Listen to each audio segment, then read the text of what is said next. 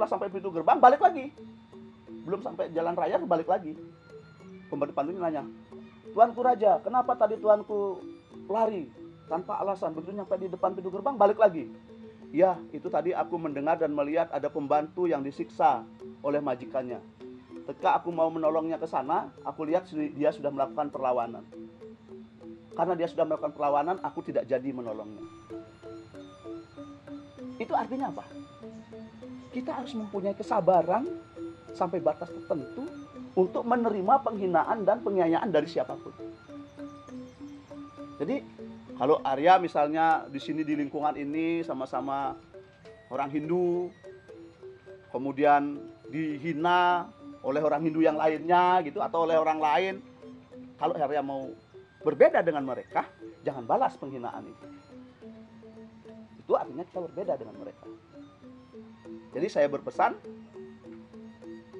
kalau kita mau berbeda dengan orang lain, apapun yang dilakukan negatif kepada kita, jangan kau balas dengan negatif, tapi responlah dengan hal-hal yang positif. Karena Tuhan pernah nggak membedakan antara orang jahat dengan orang yang baik? Tidak pernah. Walaupun Arya ada orang jahat membunuh 1000 kali pun, dia tetap mendapatkan sinar matahari yang sama dengan orang-orang yang baik. Betul nggak? Iya. Itulah yang harus kita lakukan. Memang itu tidak mudah. Tidak mudah itu bukan berarti tidak bisa. Kuncinya kendalikan diri, selalu introspeksi diri, selalu rajin sembahyang.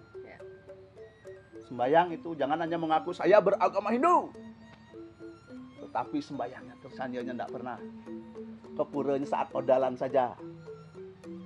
Ya, banyak yang begitu.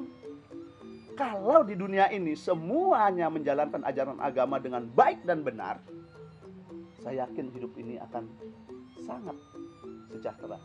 Wah, sepertinya sudah banyak sekali ya wejangan dan nasihat yang Pak Wayan berikan pada kesempatan kali ini. Gimana Pak Arya, masih ada ganjalan di hati? Cukup ya.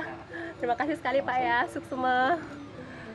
Nah pemirsa, demikianlah perbincangan kami mengenai pengendalian amarah. Seyogianya sebagai manusia, kita harus senantiasa mawas diri dan menjaga hati kita agar tidak terpancing emosi, sehingga keamanan, ketertiban, dan keharmonisan bisa tercapai. Semoga apa yang kita perbincangkan pada kesempatan ini bisa menjadi hikmah yang positif bagi kita semua. Sampai berjumpa dalam percetakan Dharma mendatang. Kita akhiri perjumpaan ini dengan para mesanti bersama. Om Santi Santi Santi.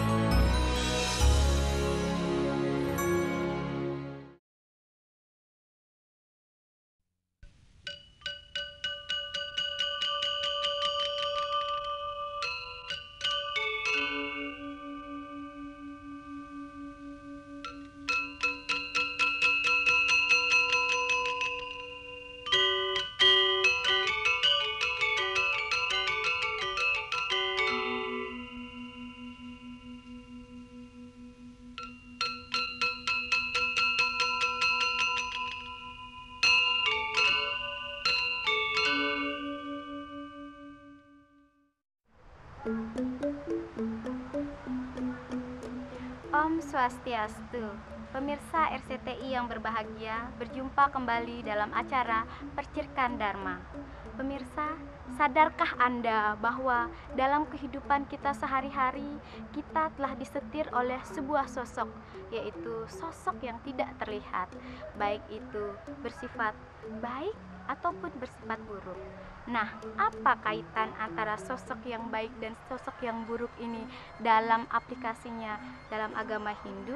Baiklah, pada kali ini kita telah ditemani oleh seorang narasumber, yaitu Idewo Ketut Suratnaya. Om Swastiastu. Swastiastu, Yoni, apa kabar? Kabar baik, Aji. Baiklah pemirsa, jangan kemana-mana, kita akan mengikuti episode Percikan Dharma kali ini. Mari Aji. Mari.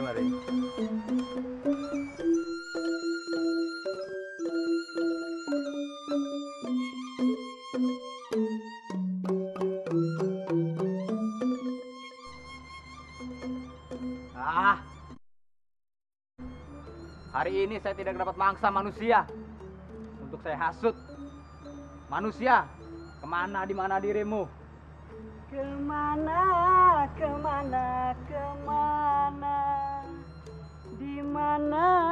di mana? Peri jahat, cucian deh lu nggak dapat mangsa dari tadi. Yang namanya dunia itu mesti damai. Kalau nggak damai ya mana indah, tahu? Bau. Asal lu tahu ya. Ngapa? Dunia itu, kalau nggak ada kejahatan itu nggak sempurna tahu. Ih, kamu nggak punya naluri baik apa sedikit pun sama dunia ini? Gangguin orang mulu. Ya iyalah, kamu itu peri baik. Tapi kok agak-agak on gitu sih? Ih, kamu jahat ngatain aku oon. Ih, aku kan Iin. Ya iyalah, namanya juga jahat. Kalau baik ya bukan peri jahat namanya. Apa? Bawang putih. Ih, bawang hitam kali yang ada. Kamu ngelawak mulu deh. Udah jangan gangguin orang lagi. Kamu tuh cerewet sekali ya. Banyak mulut kamu. Ngatain aku lagi. Ih, ada cowok ganteng. Perasaan gua kok nggak enak ya. Ini tempat angker apa gimana ya? Bukannya angker, say, tapi ada peri jahat nih di dekat kamu. Kalau dia menghasut kamu, kamu jangan pikirin, kamu jangan turutin ya. Hei anak muda, kamu itu laki-laki. Kalau kamu bertindak seperti ini, sama aja kamu kayak perempuan. Enggak. Gua nggak mau dibilang kayak perempuan. Nah itu baru laki-laki sejati. Pokoknya kalau nanti ada orang lewat, apalagi wanita, kamu rampok aja. Ya, kamu ambil semuanya. Itu baru laki-laki. Pasti gue lakuin. Oh my god, kamu jangan turutin dia.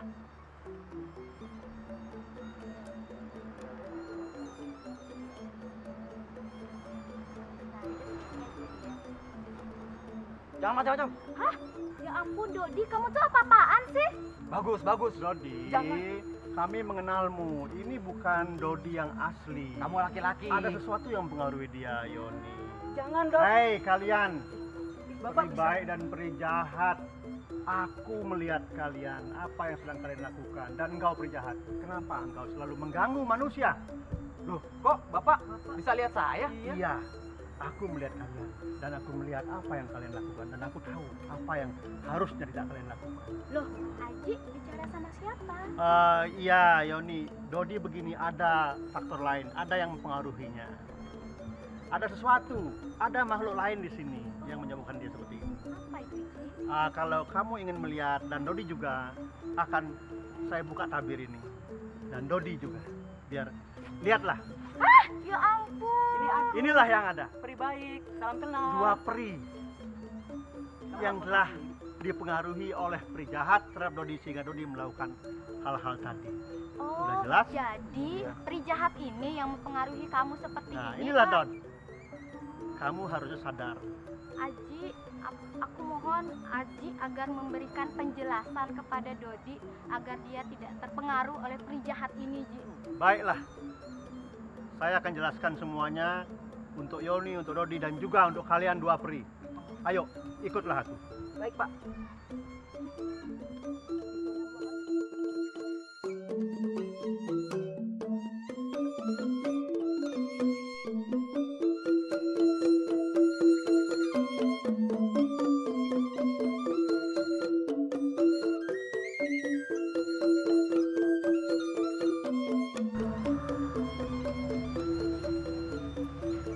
Baiklah Ji, berhubungan dengan hal yang tadi mengenai peri baik dan peri jahat ini Ji. Iya. Jadi di kepala saya itu punya banyak sekali pertanyaan ini. Iya. Ji. Tolong Aji untuk menjelaskan ini semua, Aji. Jadi kita kan hidup ini tidak terlepas dari hal yang baik dan hal yang buruk, Ya. yin dan yang, dan hitam dan putih. Sementara dalam agama Hindu saya pernah mengenal istilah Ruo Benede, Ji. Iya. Jadi minta tolong pada Aji nih untuk menjelaskan sebenarnya konsep Ruo Benede itu seperti apa sih, Ji? Ya. Ruo Benede merupakan konsep yang sangat mendasar dalam ajaran Hindu dan sangat besar pengaruhnya terhadap keberadaan manusia di dunia ini karena terkait dengan penciptaan manusia sendiri, di mana memang dua unsur ini, baik dan buruk, hitam putih, ya, sudah tercipta bersamaan dengan terciptanya kita sebagai makhluk manusia loh ya, di luar manusia agak berbeda, tapi yang jelas manusia sendiri sangat dipengaruhi dua aspek ini, ya. Kecenderungan ini ada dalam diri setiap manusia. Dalam istilah agama Hindu disebut dengan Dewa Sampat, yaitu karakter baik atau sifat baik, dan juga Asura Sampat, jadi karakter yang mengarah kepada keraksasaan. Nah, ini yang buruk tentunya. Dan manusia oleh karena itu dalam kehidupan ini, dalam realitas kehidupan ini pasti berada di antara dua ini, atau akan pernah melakukan salah satu di antaranya. Tidak selamanya manusia itu mampu untuk melakukan perbuatan baik setiap saat, ya. Misalnya dalam satu hari kita tidak mungkin 8 jam itu berpikir baik, berbicara pasti baik, apalagi bertindak belum tentu baik, ya. Nah, oleh karena itu kita juga harus memahami ini. Artinya ternyata manusia kan diberikan pilihan. Mau yang mana kita pilih? Tentu dengan konsekuensi masing-masing. Nah, gambaran tadi jelas terlihat ketika ada dua jenis peri, ya, yang baik dan yang buruk seperti itu.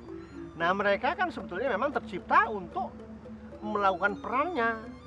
Walaupun sesungguhnya mereka tidak boleh terhenti pada peran yang diberikan saja. Artinya peri baik tidak sekedar baik saja. Dia harus mampu melihat, mengambil contoh dari kehidupan manusia. Untuk apa? Untuk meningkatkan kehidupan di alam perinya, untuk menjadi lebih baik, sehingga nanti dia akan mendapatkan sesuatu yang membuat tingkatan mereka di sana akan semakin tinggi dan akan mampu menyentuh alam Tuhan seperti itu. Tapi kan kita hidup sekarang itu, Ji, di dunia modern seperti ini. Hal-hal apa sih yang dapat kita lakukan, Ji, untuk memfilter hal-hal yang buruk dan lebih menuju ke hal-hal yang lebih baik, Ji? Iya, memang ada harapan di sana ya. Ada harapan, kemudian ada sesuatu yang memang sudah tercipta di dalam diri kita sendiri, ya, yang namanya budi. Jadi ketika kita hanya mengandalkan indria itu sulit untuk dikendalikan. Ya, ada kecenderungan dia akan mengarah ke sesuatu yang negatif. Tetapi ketika kita mampu menumbuh kembangkan yang namanya budi, yang merupakan pancaran atau vibrasi dari kekuatan Atman, yang tidak lain adalah percikan suci dari Tuhan itu sendiri. Ya. Nah, kalau ini terjadi, ya, melalui peningkatan kesadaran tentunya, maka tidak ada sesuatu kekuatan pun yang mampu mengintervensi sehingga kita akan terperangkap ke wilayah yang kita katakan jahat atau buruk tadi. Budi ini, budi. Ya, budi harus ditumbuh kembangkan. Tapi kan, Ji, sebagai umat manusia nih, Ji, manusia biasa, Iya. Bu, Aji, Dodi, Iya. kita kan mempunyai banyak masalah, Ji, punya banyak dosa. Jadi bagaimana? Apa kita hanya menerima saja permasalahan itu atau mencoba untuk menyelesaikannya, Ji? Manusia memiliki karma masing-masing. Karma, Ji. Ya, karma masing-masing dan juga dharma masing-masing.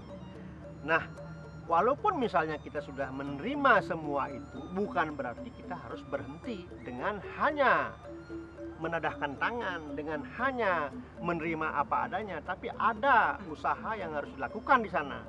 Karena manusia memiliki energi yang sesungguhnya boleh dikatakan tidak terbatas sebagai bukti bahwa percikan suci itu ada dalam diri manusia. Jadi kita berusaha, jangan pernah berhenti sampai di sebuah kondisi.